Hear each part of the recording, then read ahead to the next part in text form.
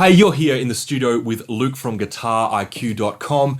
In today's video, I'm going to unveil a sneak peek of the work in progress that is my brand new studio pedal board. And we're going to check out what might just be some of the best slimline, ultra compact, space-saving patch cables going round. So if that sounds interesting, then please click on that like button to let me know and to help out the all-powerful YouTube algorithm. And with that, let's jump into the video. So here we have the first iteration of the brand new pedal board that I'm building for my studio. As I mentioned, this is a bit of a work in progress. So the plan is to swap some of these pedals out and to switch a few things around, but this gives you the basic idea of the board. If you do want a full walkthrough of this pedal board, then let me know in the comments below and I'll certainly film one once the board is finished and finalized. In the context of this video though, we're not really focused so much on the specific pedals themselves as we are the one thing that is connecting them all together. And by that I of course mean the patch cables. The specific patch cables I'm using for this pedal board build are the new high performance cables by EBS. Now I've used EBS cables in the past as part of different pedal board builds. I've always been really impressed with them. And when it came to putting together this studio board, I was talking to the team over at EBS and they very kindly offered to send me some of their brand new and updated high performance cables for 2021 just to test out as part of this pedal board build, and more importantly to give you some feedback on using these cables and what I think of them. For those of you who aren't familiar with EBS, they've been around for a long time. They build heads and combos and cabinets and pedals and other accessories, predominantly for bass players, but there's certainly a crossover for guitar players with some of their products also. One of those products is of course their patch cables. Their patch cables are available in 3 different product lines. They offer their original series, which are their most cost-effective patch cables. Then they have their premium gold series, which are their most compact and space-saving option. And then they have their top tier high performance cables that you can see used here. One of the new tweaks they've introduced to their high performance cables as of the start of 2021 is that the connectors of these cables are now 30% smaller than they were previously. So their high performance cables are now much more similar in size to their premium gold series, for example, which as I mentioned is the most compact option that they offer. And that certainly makes these new high performance cables an even more attractive option for those who are wanting a super high quality cable in a super small form factor. So I'm personally of the opinion that when you're building a pedal board, there's no point spending a lot of money on some really nice sounding pedals and a nice pedal board to house everything and a good power supply to make it all work if you skimp on the quality of your patch cables. But that begs the question, what is a good quality patch cable? What does that mean and what does that look like? Now I've put together a lot of pedal boards over the years. I've used lots of different types of cables of all different shapes and sizes from different brands. I've tried my hand at making my own cables. I've had high-end cables custom built for me for certain projects. So I certainly get that it can be confusing. There are a lot of options out there, a lot of brands, a lot of different price points, and a lot of opinions about what the quote-unquote best sounding cable is, which is really a matter of personal preference anyway. So for those audiophiles out there who want to dive into the stats and specs of these cables and want to compare things like the design and the components used and the type of shielding and the capacitance rating and such and so forth, I'll certainly link to their website where you can find some additional information on that sort of stuff. But for me personally, when I'm shopping for cables or recommending cables to other people, I like to keep things pretty simple.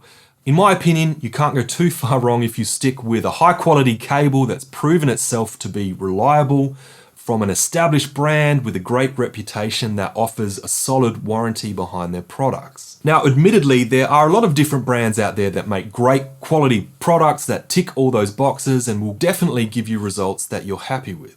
Now, that said, where I really feel that EBS are differentiating themselves from a lot of the competition, and certainly the reason that I've started using EBS cables more and more in my own pedal board builds, is because of their differences in design and usability. Now for me that means a couple of different things. EBS cables, right from their original series through to their high performance series, come in a number of different cable lengths. So not just in the standard patch cable length, but they come in 10 centimeter, 18 centimeter, 28 centimeter, and 58 centimeter variations. And for me, that offers enough flexibility to pretty much put together any kind of pedalboard layout or design you have in mind without resorting to building your own custom length cables or having custom cables built for you. The second and most obvious part of their design is just how slimline and compact their cables are. The reason I wanted to show you this pedalboard is because it's a deceptively complex setup. It's not a massive pedalboard, but there is a lot going on. I have 12 different stomp boxes here. I have a dedicated buffer, there's a volume pedal, there's a programmable loop switcher, and a tap tempo.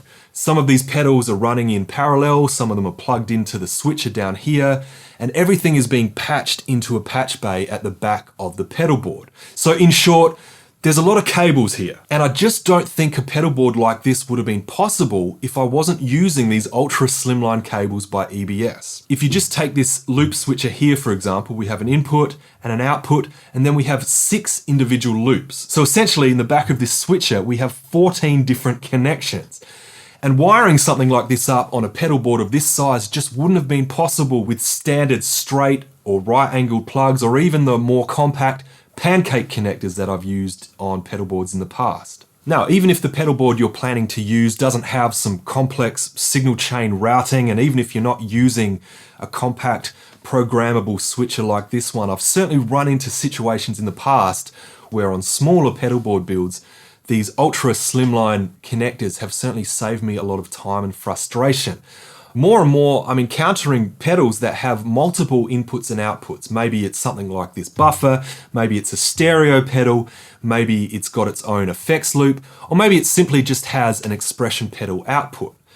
And where you have multiple connections within a close proximity, it can be really difficult with standard patch cables to get things to behave and to position things in the way that you want. And that leads me to probably the biggest endorsement I can give EBS cables. Having used these cables and their premium gold cables in the past, I can certainly say that even if they hadn't sent me their high performance cables to use as part of this pedalboard build, I certainly would have been using EBS cables anyway, just because they're the best cables that I've found thus far to give me, 1, the quality I want, with 2, the compact form factor and usability that I'm looking for. So if you're looking for a high quality, ultra compact, pre-made cable that means you don't have to build your own cables or pay someone else to build custom cables for you, then I definitely recommend checking out either the Premium Gold series or these new high performance cables by EBS, and I think you might just be pleasantly surprised. So that's my look at the brand new and updated high performance cables by EBS. Well, that's it for this video. I hope that you found it helpful. As always, please leave any questions, comments, thoughts, or feedback you might have in the comments section below. And for those of you wanting to check out a bit more information on the range of EBS cables, I will certainly link to their website in the description as well. If you're interested in checking out a full walkthrough of my studio pedalboard once it's finished and finalized, of course, then please subscribe to the channel and click that bell icon to be notified of any future updates. And lastly, if you find yourself in a bit of a rut with your guitar playing and you're needing a bit more inspiration, then I would encourage you to head over to guitariq.com to check out some of the books and educational resources I've prepared for you over there. That's it from me. Thanks for watching, and I will see you in the next video.